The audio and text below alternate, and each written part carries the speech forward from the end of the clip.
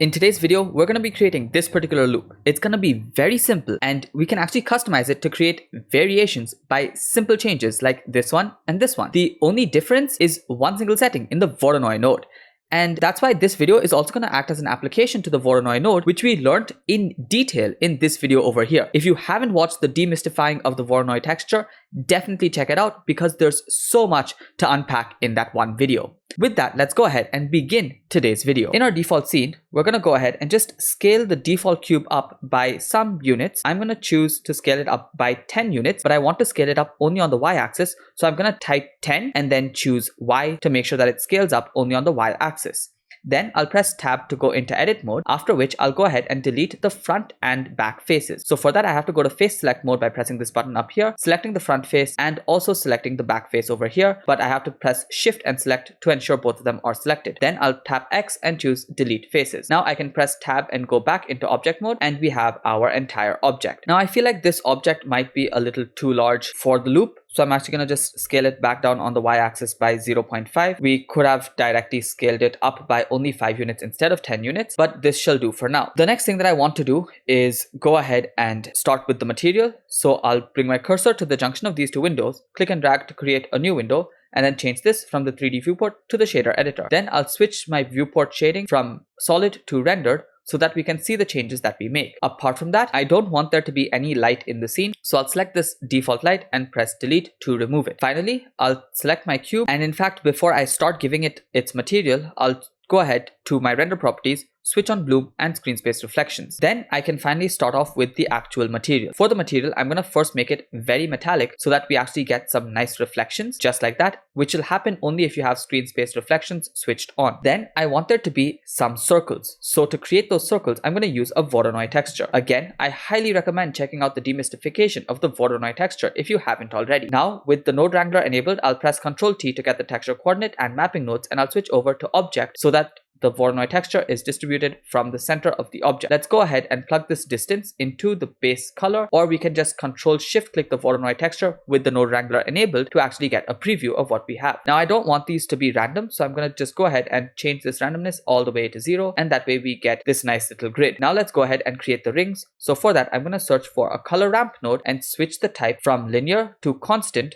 so that we get sharp edges. Now we can just bring this white in quite a bit, and of course Control click to create another stop over here. You can always press this little plus button to create another stop as well, but I'm gonna go ahead and change this to black just like that. Now we can bring this black in and move this till we have just the rings as we want it. However, this is way too many circles, so I'm gonna reduce the scale over here to maybe something like 2. And remember, as long as this is a whole number and we scaled it up by a whole number as well, this will always perfectly land in a way that we actually get this to loop when we create the loop. However, we can clearly see that this is scaled up on the y-axis, and that's because we did scale up the entire cube on the y-axis. To fix that, we just press Ctrl A and choose apply scale. By applying the scale, we get the original texture that we wanted. Now, yes, this is way too small once again, so let's reduce the scale down to 1, and that looks a lot better. You could always play around with this scale as well in case you feel like this scale is not good enough, but I'm going to keep the scale at 1 for now and leave it as is. I also think that the rings are a bit too fat, so I'm just going to bring this in and that out just like that, and that looks a lot better. Now I want these to actually be emissive, so I'm going to go ahead and expand this emission and plug this color into the color, and then Ctrl Shift click the principal to be SDF to actually see the final output. Now that looks great, but I obviously don't want the color to just be white, but we'll play around with the color later on. Before we get to playing around with the color, we're gonna have to go ahead and give this some more pizzazz. So right now, you'll see that because we have this set to Euclidean, we get these circles. If we switch this from Euclidean to something like Manhattan, we should get diamond shapes. Again, the reason as to why all of these happen was explained in that video. Do check it out. I can't stress that enough. However, if we want it to be squares, we can switch it over to Chebyshev. But most importantly, we can go to Minkowski and make it rounded squares or anything in between the different versions. So by changing this exponent value to something greater than 2 but less than 32, we can have rounded squares as well. So actually, I think maybe an exponent value of 8 is really nice with these round edges, and I'm gonna keep it like that for now. The next thing that I want is to actually give this some sort of twist so that it doesn't look like something very simple, because almost anyone can create something really simple like this and upload it to stock footage. So it would look straight up like stock footage if we were to make it just like this. So to make it a little more dynamic, we're gonna give this a nice little twist. In order to do that, we're gonna have to find the Y location of each of these points and rotate them about the Y by one full rotation in this entire length. So let's go ahead and get access to the Y location by searching for a separate XYZ node and just plugging the object coordinates into this separate XYZ. Now we can take this Y and remap it to go from this entire location, which is -5, to this location, which is +5, and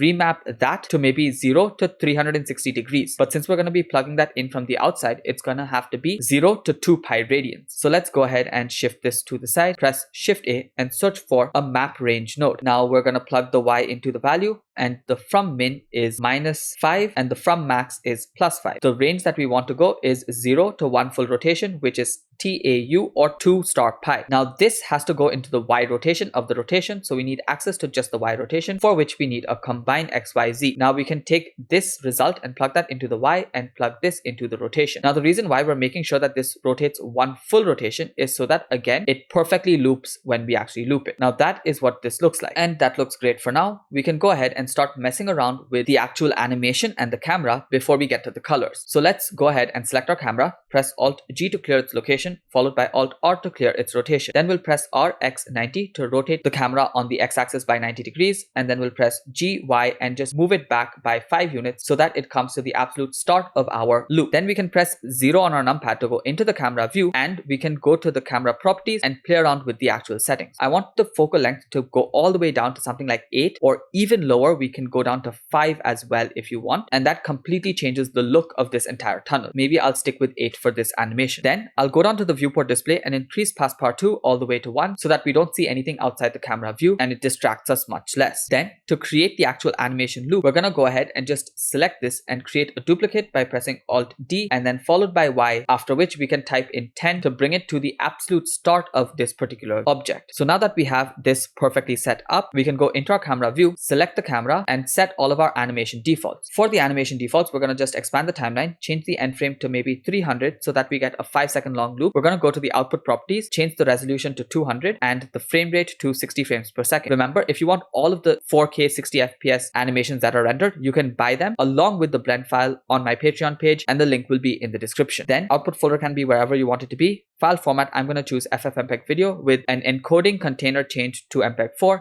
and output quality as perceptually lossless. Then I'll press the back arrow to go to frame 0, and with the camera selected, I'll go ahead and just tap I. Now in Blender version 4.1, tapping I directly adds in keyframes for all location, rotation and scales. But if you're on any previous version of Blender, when you tap I, you'd get this particular menu and you'd have to select just the location would be good enough for this particular animation. However, now you can go to frame 300, which is the last frame, and then press G, Y, and go forward by 10 units, and then again tap I, and that should add in a keyframe over here. Now when you actually play the animation, you'll see that it starts off slow, speeds up in the middle, and then slows down again. That's because the default interpolation is Bezier. To change that, tap T with your cursor down here and then just change the interpolation to linear, and that way you'll get a smooth loop from the beginning to end. To see the actual speed at which you're moving, you're gonna have to change the playback from play every frame to frame dropping, and that way you'll get an idea of how fast it's going to realistically move in your final animation. To ensure that it is a perfect loop, go to frame 300 and then switch over to frame 0, and you should see that it's the exact same thing, and that means it is going to be a perfect loop. Now we can start with the colors as well as the background. For the colors, we're going to go ahead and just select this object once again, and from this color ramp, we're going to go ahead and add in a mix color node. Now this mix color node is going to initially be set to mix, but we're going to change that from mix to color, and that way anything that's white can be given this particular color that we select in socket B. So if you do want it to just be a single color, you can just move this up and bring this to a color like that, along with changing the factor all the way to 1. But that's not exactly what I want to do. I want there to be some sort of a gradient that goes away from the camera, and that's why we did the animation first, because that way we're going to be placing the camera. So to get the camera details, we're going to just duplicate this texture coordinate node by pressing Shift D, and then I'll need a mapping node as well, so I'll just duplicate this mapping node. So press Shift D again. Now for the texture coordinates, the objects, I'm going to go ahead and select camera so that we have the location of the camera. Now that we have the location of the camera, we can select object and plug that into the vector and take this output into the vector of a gradient texture. So let's search for a gradient texture and simply plug the vector into the vector, and we can plug the color output into another color ramp. So let's select this color ramp, press Shift D and plug this color into the factor. Now again, I don't want these stops to be present here, so I'll just select this and press backspace to reset the color ramp. Now I can just preview this by Control Shift clicking, and you'll see the problem is right now we have it from right to left. We actually want it to go away from the camera. So we're gonna have to play around with this rotation. Let's rotate it by 90 degrees on the y-axis. And now it seems like everything is black, but the actual reality is that the gradient is starting from back here. So we're going to have to play around with the X location, and that should bring the gradient back in. So let's press 0 to go into our camera view once again. And I actually want it to be minus 90 because I want the black areas to be closer to the camera and the white areas away. So let's go ahead and change this to minus 90 degrees and play around with the location till we just have the black area just like that. Now, if you want this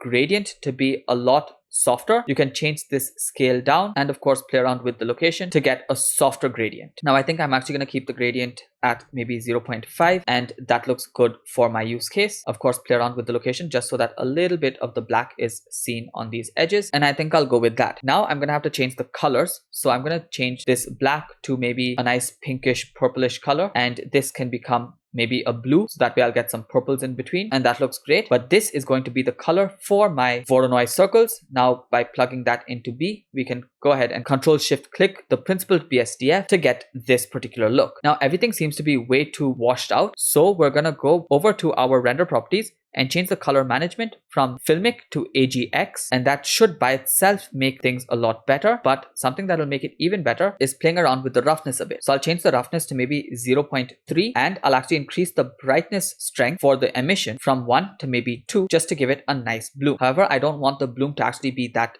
intense, so I'll reduce this down to maybe 0.02, and that looks a lot better. I'm also going to change the base color from this absolute white to a lot darker gray to something like that, because I think that looks really cool. Now that might look good over here, but when you actually zoom in, you'll see that this outside actually pops in and it's clearly not looping. So to fix that, we're going to have to add in some amount of volume. But for that, we're going to go ahead and first change the background world color all the way to black. You can do that either by switching to world over here or going to the world tab over here just to make everything a lot better. Now we could add in a volume scatter right here. So if you just search for a volume scatter, you could plug that into the volume and play around with the density to ensure that this edge is not seen. As you can clearly see, it does become a perfect loop, but it also darkens the scene quite a bit, and I do not like that. You could go ahead and add in mapping nodes and stuff like that, but that is not what I'm going to do in this particular tutorial. Instead, what I'm going to do is I'm going to go out, switch over to my solid view, and then press Shift A and add in another mesh cube. Now this cube, I'm actually going to scale up by maybe 1.5 units, and then I'll just scale it on the y-axis as well by maybe 2 units. It doesn't have to be exact, but arbitrary values should be good enough.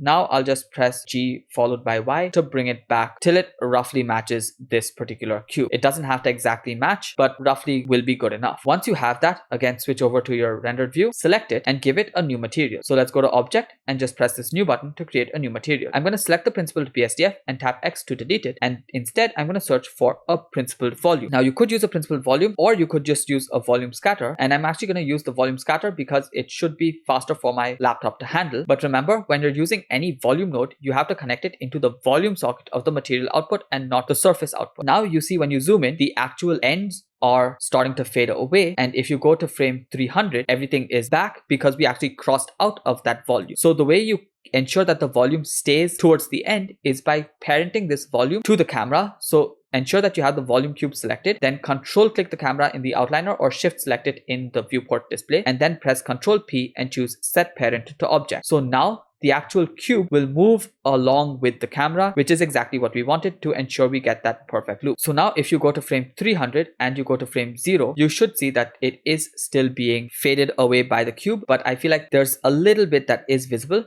So again, just select it and maybe increase the density from 1 to maybe 1.5. And that way you see it's completely gone, and that is exactly what we wanted. So we get this amazing loop. So you can go ahead and render this out, but remember that by selecting this cube, you can go ahead and just make this an innumerable different type by changing this from Minkowski to maybe Euclidean, which will give us circles and hence a completely different animation. Or you can always switch this over to Manhattan and things like that. But there's another thing that you could do. You see these edges are currently very, very sharp. That could be what you want, but in case you don't want that, you can go to your modifiers and add in a bevel modifier. So click that and just type in bevel, and that will give this little feathering for the edges. Remember that you will have to increase the number of segments, and of course you can play around with the amount. And lastly, make sure that you click object and choose shade smooth. So by shading it smooth, you'll get this particular nice rounded edges, but ensure that you keep these segments at something fairly high to make sure that even the texture looks smooth, because if you zoom in, you can see the texture break right over there. And because all you're doing is having one cube, adding in this much of geometry does not make much of a difference. So you can make this very high. Let's go with 50, and that makes it nice and smooth. Now, if you want to make this a complete circle instead of a square, just increase the amount until it becomes a circle. So something like that. But remember, if you're doing this after you've already made the copy, you will have to copy modifiers. So just select the other cube, shift select this first cube and press Ctrl L and choose copy modifiers. Then if you go back, you'll see you now have two perfectly matching circles. You can always increase the scale to something like 2, and now you have this really nice spiraling circles pattern, which I think looks really, really cool. So the possibilities with this single setup is absolutely limitless, and I really hope you have fun with playing around with it. I know this video ended up becoming a little longer than I wanted, just to show you the different possibilities that you can do with this, but hopefully you still learned something from it and you can make a lot of fun animations using it. I post tutorials like this very often, and I have hundreds of them that's just waiting on my channel for you to discover. Apart from that, you can always check out other types of videos on my channel, like deep dives into different nodes, such as the light path node, the Voronoi texture, noise textures, and so on. Until my next video comes out, thank you so much for watching. Keep creating, and don't forget to stay creative.